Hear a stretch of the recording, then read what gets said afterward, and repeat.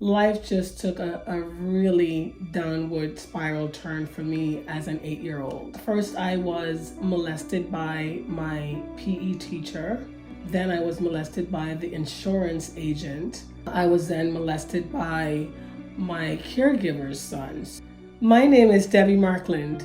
Hear my story. I was born in Jamaica, Westmoreland. Nobody knows about that place because it's the country part of Jamaica. And I was born to a teenage mom. And I had the privilege of growing up with my maternal grandmother and my father as my mom moved away to another country in order to find a better life for us. And I really enjoyed my life as a child with my grandmother, growing up in the country, running around in the front yard while the rain was drizzling down every afternoon at around 3 p.m. It would rain and the sun would be shining right through it. And my thing that I loved to do was just to go out there and just dance around with my head looking up in the sky as the rain fell down and the sun was shining. That was my early childhood. So while life was pretty good living with my grandmother, she really was a key figure for me growing up. Just a really strong woman who worked really hard.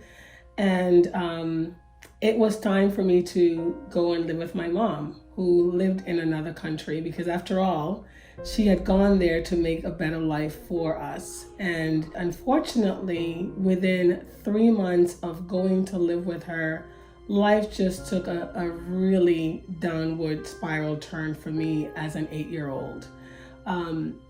First, I was molested by my PE teacher.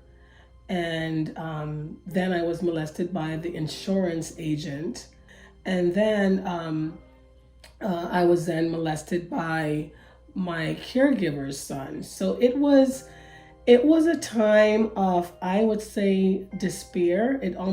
I would equate it to being in the pit. I felt like I had fallen into a dark pit in my life. In my little 8-year-old mind, I thought that I did something to cause that to happen to me, because clearly these people didn't know each other. My PE teacher didn't know the insurance guy, and the two brothers didn't know the insurance guy or the PE teacher. So in my little 8-year-old mind, I had it that there would have to have been something that I said or did, or something about myself that called this on me. So I, again, lived a whole life of guilt.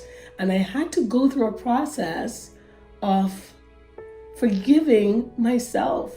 You know, I wrote myself a series of letters back to that little girl, you know, just really assuring her and affirming her of her courage, her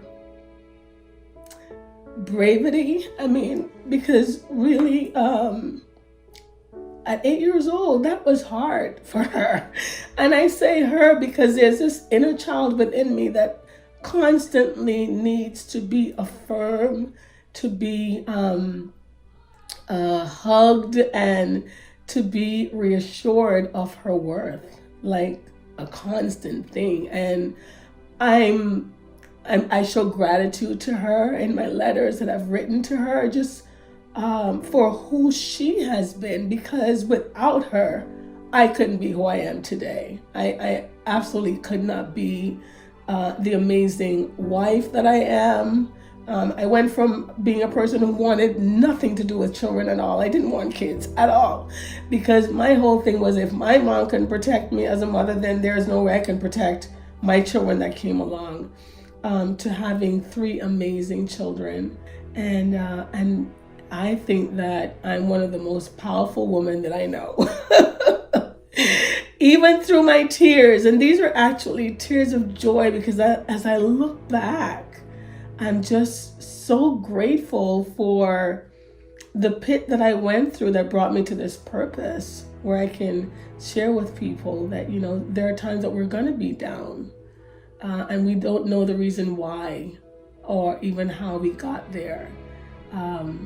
But it's for a reason, it's for a purpose. And I'm so grateful for my neighbor, you know, who showed me who God truly is, a God of purpose, a God of of promise, and just really being able to accept and embrace that God that I serve today. If you walk through a similar path as I did as a child, I would encourage you to know that everything that you have gone through is for a purpose.